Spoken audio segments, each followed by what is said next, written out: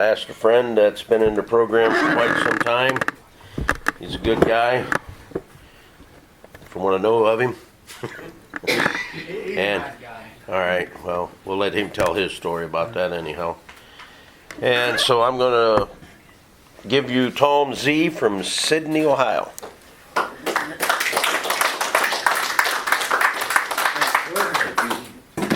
My name's Tom. I'm an alcoholic. And first, I got here like everybody's seen an alcoholic before in the streets, and I was one of those people. I may not have been in the gutter, but I was close, and I had enough pain. I'm powerless over alcohol because it is the first half of the first step. I'm powerless over alcohol because if I take one drink, I don't have the power to stop. I've tried so many times, and it just never worked. I tried a little bit, and then at the end of the day or end of the night, I'm, smacking the bar, wondering why it happened again. I know why it happened. I'm an alcoholic, but anyway, I'm powerless over alcohol. My life is unmanageable because I pushed everybody in my life away from me. Everybody. The banks wouldn't have anything to do with me. Creditors. Everybody. I just pushed everybody away. And I was alone. When I came to Alcoholics Anonymous, I was alone. And I was just right for it. I came right in here and I did what they told me to do. And I got sober. Well, Gary was my first sponsor. God bless him. He helped me for 10 years. And I just took off. I said, heck with this. One day I just woke up and said, I'm going to go. And I went down to Florida. I stayed down there 20 years. I had a blast. But I went to meetings down there and I recorded speakers. Got some really good speakers. And I just loved Alcoholics Anonymous. I knew that's where I belonged. And I made a lot of friends down there. I made a lot of friends up here. I mean, it's not just down there. I'm trying to be good everywhere. And I had some stuff going on the last few days since Monday. But anyway, you gotta be careful who you be nice to, and because something might come back and get you. And I don't want to. She's a friend of mine. I gave her a bunch of recordings and stuff, and her husband got really jealous. And I was like, "No, man, I've known her longer than she has, and he has." And it's just things. I took a deep breath because he came in the meeting and got right in my shit when I was chairing the meeting, and I asked God to give me the strength, and it went really good. I didn't fight him, and I knew what not to do, and then the meeting went well, and I got out of there. I just had to share that because I had to get that off my chest. I brought it up today in New Bremen. I think it was or maybe it was yesterday, or Monday, Tuesday, Wednesday. Monday, Wednesday, and Friday. But anyway, I came to believe that a power greater than myself could restore me to sanity, and that power comes from God, and God's my God. I don't use doorknobs or rakes or lawnmowers or cars or pickup trucks. God is God, and I came to believe that His power could restore me to a sound mind, and the third step, that was the second step. It's easy. That's all you got to do is admit some of this stuff and then talk to somebody about it. And the third step is making a decision to go on with the rest of the steps. That's what God wants me to do. He wants me to recover from alcoholism, so I work the steps to the best of my ability. And so we're pretty good. I wasn't really good at it at the beginning, but as time went by, 33 years, and I'm getting pretty good at it, and I'm pretty happy most of the time. And until somebody wants to fuck it up, but Excuse my language. But it's pretty serious. It was pretty serious. But the fourth step is making a list of all the people I had harmed. Now, me talking about this guy, that's harming him. So I got to make amends to him somehow. And that just plays my part in it. You know, he's got his thing he's doing. He's got to work out it with his wife. I feel sorry for him because he really is jealous. Oh my God. But anyway, I had that. There's a resentment there. I just took care of it. I shared it with somebody, and it's not there anymore. It'll probably come back later. But fifth step is sharing that with somebody, getting it off my chest, and I can't wait to listen to this later. But I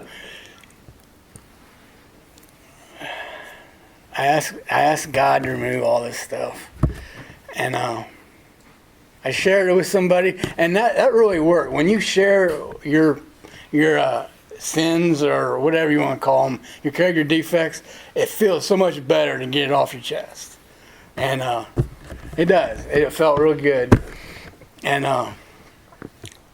I love you. I'm glad you're here. I love your laugh. And the sixth step is I became willing to have God remove all these defects of character. And I'm willing. Yeah, and then I humbly ask Him to. You do it on your knees is what you're supposed to do. And humbly ask God to remove these shortcomings. And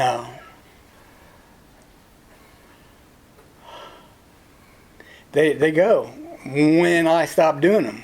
I mean, I get my will back, and then I get to do what I want to do with it. I want to turn it over to God and give it back to Him and do His will, or I can do mine and whatever He gave me. Whatever God gave me, I can go run on that and then do damage. But I did damage out there. Eighth step is making a list of all the people we'd harmed, and became willing to make amends to them all. Well, I got my four-step list out, and everybody on that list I had resentment against, I harmed them. Somehow I harmed them. And I had to put that on my eight-step list. And, well, I don't know. There's probably some people that did me harm and I didn't do anything to them. I don't know. But I'm not thinking, they're not hurting me. Those resentments aren't hurting me, because I don't even know them.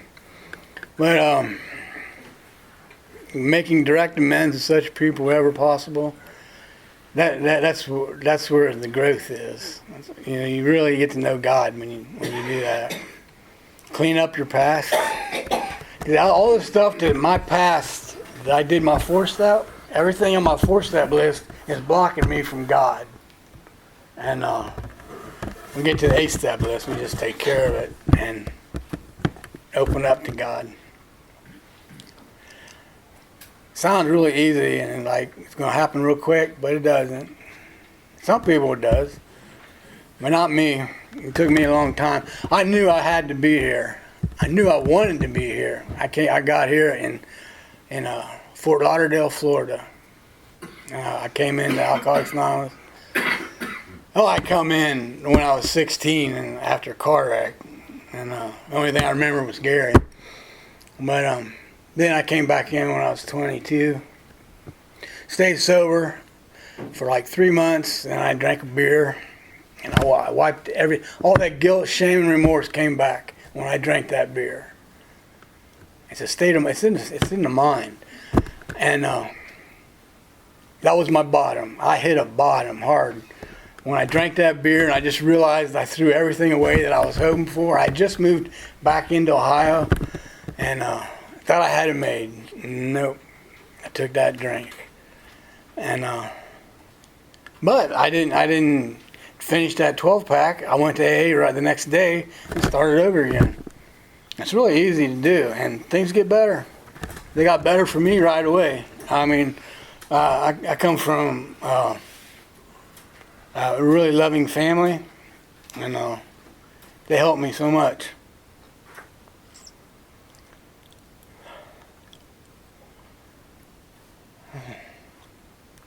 Well, you gotta make amends to people. Say I'm sorry, or well, I was wrong for doing this. Remember that stuff, and clear my conscience. Well, I want to anyway. And then the 10th step is you continue to take personal inventory. That's the same thing as the 4th step. You take your inventory. And when you're wrong, you promptly admit it. Well, we do that automatically. And we learn how to do it in the 4th step. We do automatically do it in the 8th and 9th steps. And or in the 10th step. And see, step 10 is steps 4 through 9 rolled up into one. So if you continue to take your inventory, you're doing 4 through 9. And 11th step is you seek through prayer and meditation to improve your conscious contact with God as we understood Him. You pray only for the knowledge of His will for you, for me, and the power to carry it out. God, give me the power to do your will. And getting up here and sharing that, getting through the fears and anxieties of working with other people, that goes. Just got to start doing it. And talking to my buddy down in Florida, he 12 steps every day. He's down there doing. He's a pretty awesome dude. And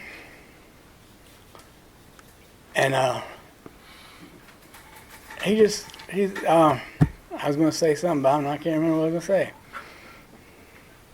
say. He just keeps working with people, and he's doing really well. He's a construction worker, and kind of use him as a sponsor.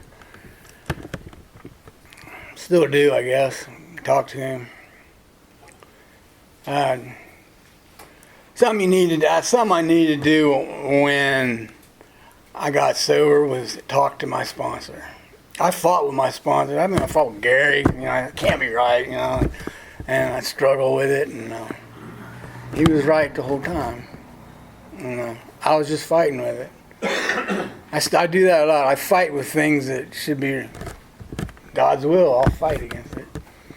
Sometimes, not always. And I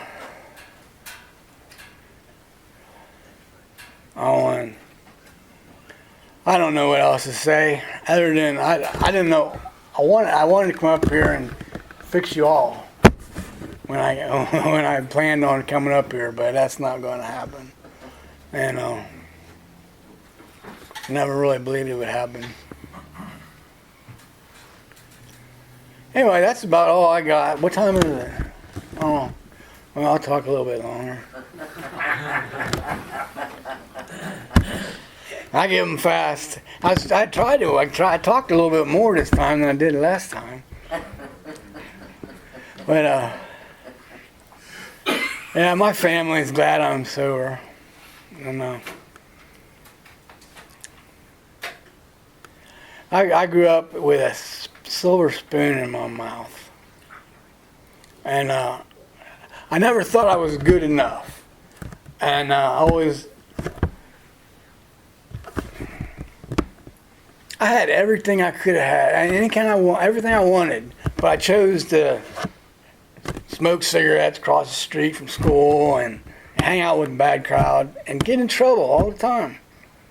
I couldn't stop myself because I didn't feel like I fit in with everybody else.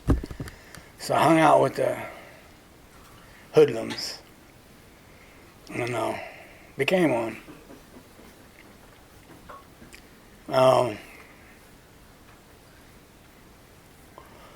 don't know. I just love Alcoholics Anonymous, and I don't want to go back out to that hell because I don't like being alone. I was alone when I got here. I'm not alone now. I got God with me, and a few people I can get along with. I don't get along with people very well, but some I do, and usually it's the ones that can put up with me. That's all. Thanks a lot, man.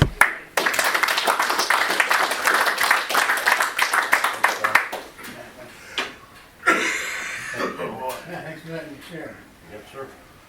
And here's a certificate for sharing with us, and I appreciate it. Oh, no problem.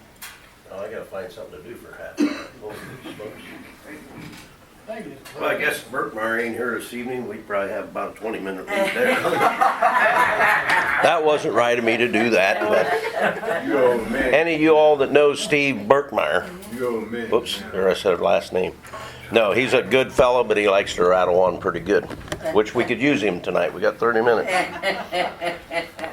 So I want to say one thing. This gentleman here, he knows how to do this program. If somebody wants one of these sheets, we got blank ones up here. That'll keep you going to meetings. This young man is impressive. He fills that son of a gun up like it needs to be filled up. I fill mine up too. And this young lady here, Cassandra's the same way. I just got to turn mine to the judge every 2 weeks. Going to the judge with those is a good thing, 'cause I brought in a year and a half this thick of this same sheet. Don, back here in the corner, okay. But this program works that if you do what you're supposed to do, like this sheets do here, attend meetings, and work the program, get a sponsor, which Gary T is also my sponsor, and Jerry R is my other one. And some of you may know me and Jerry fell apart. And that's life. You just pick up and move on. Because you're not always going to get along with everybody in this program. You're going to have disagreements.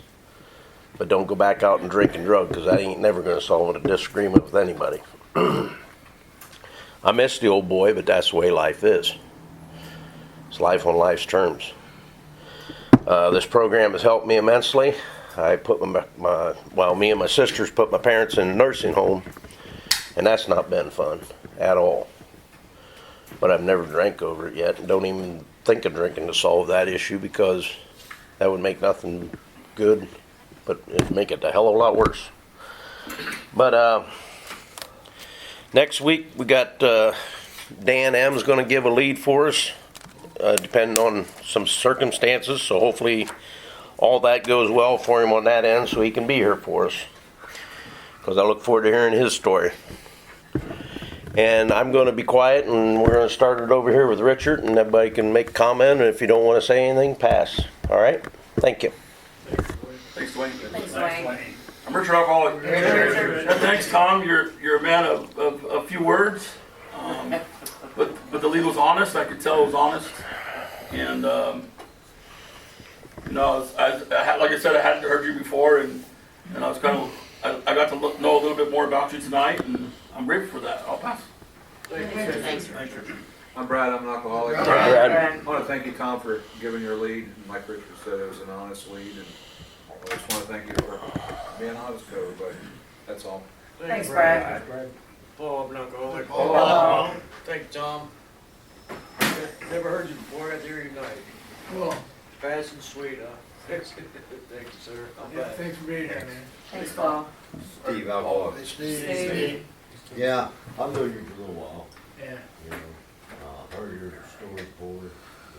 They're all different, you know, but it just shows you how much you grow. You know, You need help?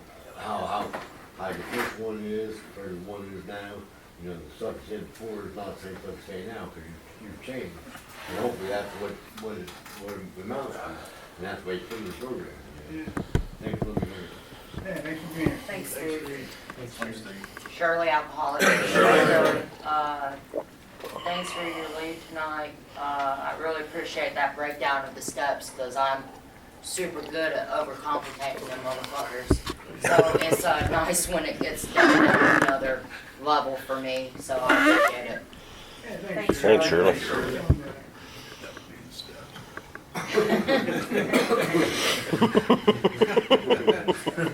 I'm Dan, I'm an alcoholic. My name. Thank you, Sam. We're proud of you. Thanks for giving your lead. Next step, that's what it takes. That's how it works. Appreciate it. Thanks for your meeting. Thank you, Dan. Thanks, Dan. Thanks, Dan. Thanks for sharing.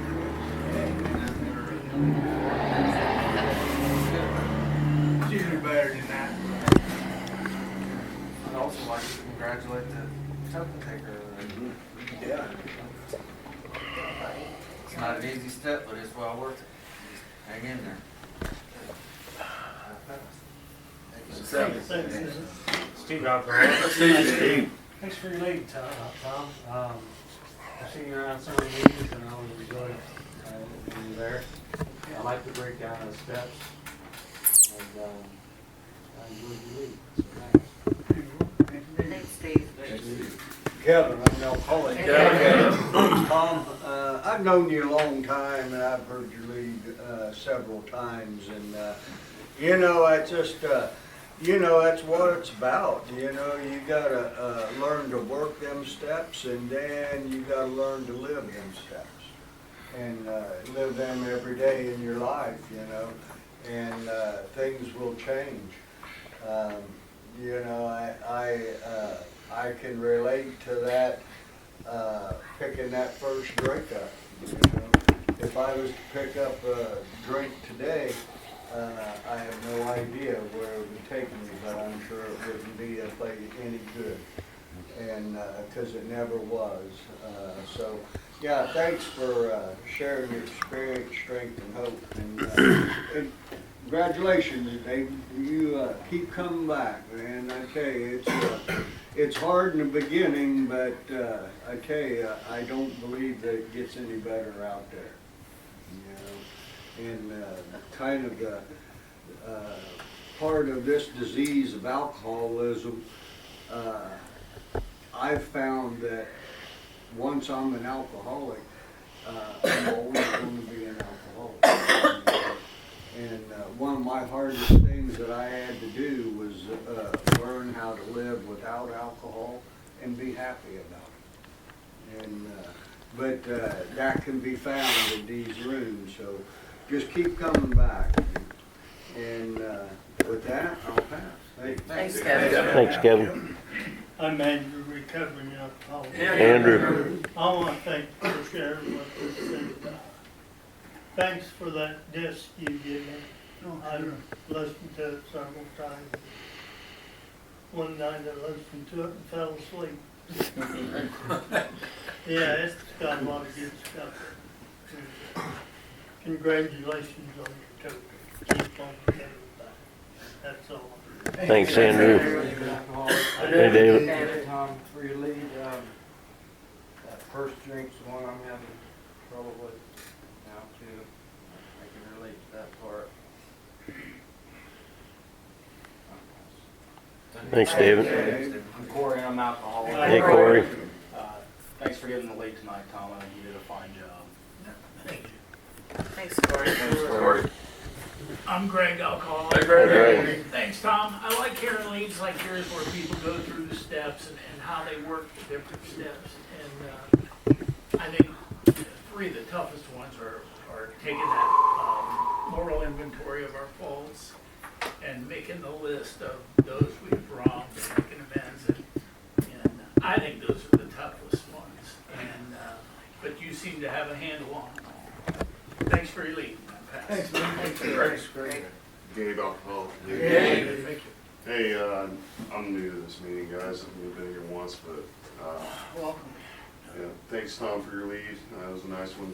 And I've been struggling a lot with that first drink too lately, but I got a really nice support system at home too, so that's what's been helping me out. But anyhow, I'll pass. Thanks, Gabe. Come back. Thanks for the lead. No, yeah, take it. Thank you. Oh, sure. Thanks for being here. Billy Durant, Billy.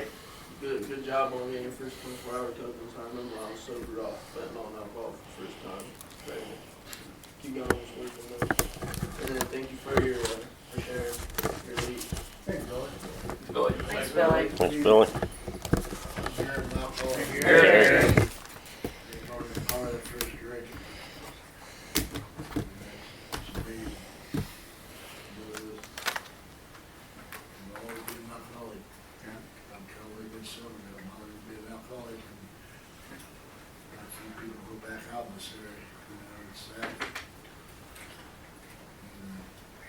That teaches us, don't it? Yeah. That's all, thank you, Tom. Thanks, Gary. Thanks, Gary. Thanks, Gary. Hi, I'm Brenda, I'm an alcoholic. Hey, Brenda. Hi. Thank you very much for that, I appreciate that. Thank you very much for being here. Saw you coming in. And thank you for welcoming me. You bet. On that, I'm gonna pass. Thank you. Thanks, Brenda. Thanks, Brenda. Jesse, alcohol. Hey, Jesse. Jesse. Thanks for the message. Yeah. About telling me like how to break them down in steps, makes it easier for somebody to pick up and learn it better. Yeah. I'm struggling with that myself. I'll pass. Thanks, Jesse. Thanks, Jesse. I'm Mitch, I'm an alcoholic. Mitch. Tom, I know you said that, you wanted to help everyone here in the rooms, but I heard you say something tonight about your higher power and, how you can do it your way, you can do it his way, his will, or your will. And, I kind of put a little bit of thought into it, and I've always like wondered what God's will was for me, but I now think, I maybe overcomplicated it because I just think now that my higher power, God, His will for me is to not drink. So there is actually, you did help me a lot today because I actually kind of opened my mind to that, and it helped me out. It helped me out a lot. And then also you said that there was that woman that you gave CDs to, and her husband got mad. Yeah. Crazy. You gave me CDs. Now I'm kind of confused. I'm on here, Tom. That's all I got. I'm Sandra, I'm an alcoholic. Sandra. Thanks for your lead, Tom. I'm glad I could be here for you tonight. Never heard you before. I ain't really don't know much about you or know you really. I've met you quite a few times and things like that, but it's good to at least learn a little bit more about you and where you come from and things like that. So, just thanks for your lead. Yeah. Thanks, Sandra. Richard?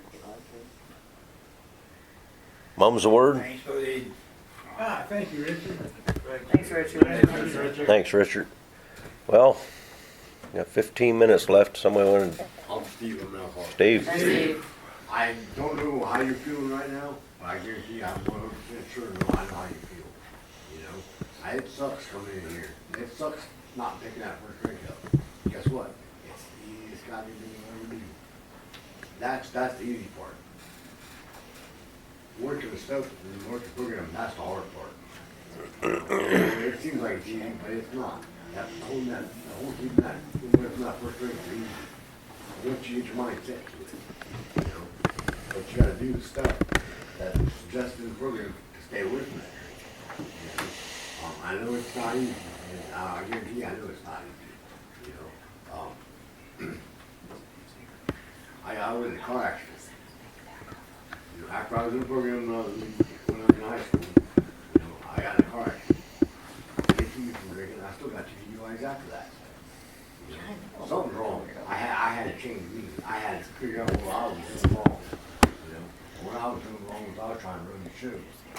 Well, guess what? It don't work. You know, so I gotta let somebody else run the show. I gotta listen to other people that's been around the program for a while and know what's going on and how to help. You know, I'm not telling you what to do, whatever. You're gonna do what you're gonna do. You know, that's your decision. But, you know, just keep coming back. You know, and stay away from that first drink. That's the one that gets you. You know, it's not the last one, it's the first one. The last one might make you feel like you're that bad, but it's that first one that got you the last one. You know, that all fast. Dwayne's an alcoholic. I went around and passed out those AA meeting in a pocketbooks, them little things. When I drove truck over the road, didn't make a lot of meetings, and I had that baby in my pocket all the time. And I always had my cell phone, because I called Gary T. and many other folks in this program when I needed to talk to somebody. And I don't know if you did drugs, I don't give a crap or whatever, but that phone, we're never afraid to use a phone to call for a fix or go out and get drunk type thing. So get some numbers in that phone of people in this program, your buddy next to you there. I'm sure you got his phone number. When you want a drink, call him up. And by the time you get done talking, you'll find out that drink isn't going to do you a bit of good. And you'll be better off by making that phone call than the other one to whoever. And meeting makers make it. That's a saying that people say, I'll get frickin' tired of hearing that. Well, it works. The court slips that I handed back to people, when I first came here this time at 48 years of age, I had the court ordered to be here. 5 years I was supposed to be on probation, or 5 years of going to meetings, have papers signed. After a year and a half, I had them that thick, and that sheet's probably got 30 meetings, I don't know, don't matter. Had them that thick, turned into Judge Sheeran. He said, I know you're serious about this program. He said, quit coming in here and bring these papers. He said, you got more in your file than anybody I've ever had in this court system for going to meetings. And he said, just keep doing what you're doing. He said, and I'm pretty sure I won't never see you back in here. And I said, I hope you don't.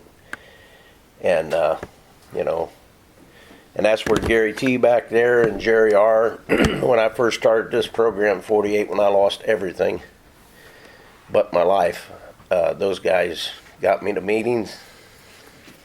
When I made that phone call, they were always there. And anybody else in this room, if you got their phone number, you call anybody in this room, I guarantee you, they will be there to help you, or if they can't, they'll get somebody they can. Because we generally care about an alcoholic in this program. I've said it before, my sister Barb, youngest sister, she's been in the hospital or nursing home now for going on, I think, 7 or 8 years. Cancer. And she'd give anything to have a support group like this that could keep her cancer free. And she is cancer free for now, but all the treatments and the chemo she's in bad shape. They're not as good a shape as a 54-year-old should be. And an alcoholic isn't something to be proud of, but it sure as hell ain't something to be so ashamed of that you continue on and kill yourself. Because somewhere, somebody loves you. And the people in these rooms do love you, everybody. Men are supposed to stick with men and women with women, but that doesn't always have to be the case either. Just as long as somebody listens to the next person and keeps them from getting drunk or drugged up and dead, that's all this program really wants, is some people to keep living and live a better life. I mean, 48 years of age, I was a blackout drinker from the time I started at 14 or 12, whatever the hell it was, way too young. And it never got any better. Like Tom said, I never felt like I fit in. I had to drink and do stupid shit to think I was somebody or whatever. And it ruined a lot of shit. I had a good marriage, 4 good kids. But that, that wouldn't keep me sober. Because I tried this program at 33 to save that marriage and all that stuff. And it did. But I worked this program that time for about 6 months. And I said, I ain't no alcoholic. I don't drink every day. I don't do this. I don't do that. I ain't lost a job, blah, blah, blah, blah. Well, 48, that all happened. And I had a gun to my head, and I couldn't hit the trigger with my toe, or I wouldn't be standing here today. Unless I fucked that up too, and then I'd been sitting in a nursing home or wherever. But if you give this program your heart and soul, you'll be a better person, and you'll begin to love yourself again. Because people say, I ain't worth it, or I don't want to bother Dwayne, or I don't want to bother Gary or Dan, or you bother that person, because that ain't a bother to anybody, a phone call. So phone calls do work, and this program works. And I'm getting tired of talking, so we maybe just close this baby up early and everybody can enjoy the Friday night. That's it. Sorry I gave Steve Burkmeyer lead, but I just had to cover some time. Just waiting to take his place. Yeah. How are you? Good, how are you? Why? Come on in there. I said I'm going to leave next week. Never heard it. Have a moment of silence for the alcoholic still suffering in here and out there, followed by the Lord's Prayer. Whose Father? Our Father, who art in heaven, hallowed be thy name. Thy kingdom come, thy will be done, on earth as it is in heaven. Give us this day our daily bread, and forgive us our trespasses, as we forgive those who trespass against us. And lead us not into temptation, but deliver us from evil. For thy kingdom, power, and glory forever. Amen. Keep coming back, it works if you work. So if you're not here for a while, but you start time just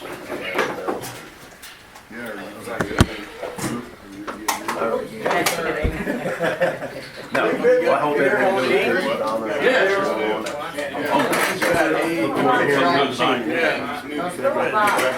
Yep. Sounds good, Dan. Thank you. I was trying to treat you. We'll say Sunday. Yeah, I'm going to go. Yep. Yeah, that kind of sucks, doesn't it? Good to see you there. Yep, you take care. Where'd Tom go? Hey, Tom. Oh, yeah, thank you.